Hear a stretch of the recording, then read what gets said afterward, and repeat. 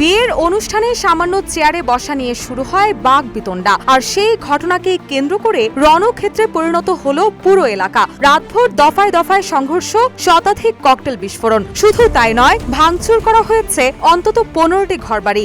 সব মিলিয়ে ভয়াল এক রাত পার করেছে মাদারীপুর শহরের থানতলী এলাকার বাসিন্দারা। সোমবার ভোররাতে ঘটে এই ঘটনা।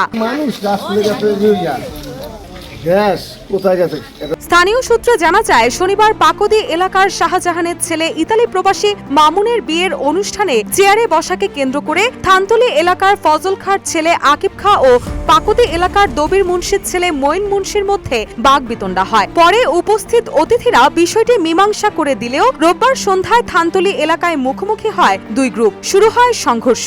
একের পর এক ককটেল বিস্ফোরণের শব্দে পুরো এলাকায় ছড়িয়ে পড়ে আতঙ্ক।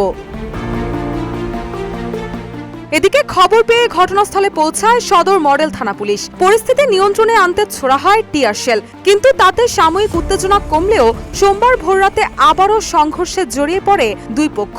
এ সময় পাকুদি এলাকার অন্তত 15টি বসতঘর ভাঙচুর করা হয়। এছাড়াও সংঘর্ষে আহত হন অন্তত 5 জন। তারা বিভিন্ন হাসপাতালে চিকিৎসা নিয়েছেন, তবে তাৎক্ষণিকভাবে আহতদের পরিচয় জানা যায়নি। এ বিষয়ে মাদারীপুর সদর মডেল থানার অফিসার ইনচার্জ আবুল কালাম আজাদ বলেন, খবর পেয়ে পুলিশ ঘটনাস্থলে পৌঁছে পরিস্থিতি নিয়ন্ত্রণে আনে। বর্তমানে এলাকায় পরিস্থিতি স্বাভাবিক রাখতে অতিরিক্ত পুলিশ মোতায়েন করা হয়েছে। এছাড়া সংঘর্ষে জড়িতদের শনাক্ত করে আইনগত ব্যবস্থা নেওয়া হবে বলেও জানান তিনি। রুশা সুর, নিউজ ডেস্ক, ইত্তেফাক।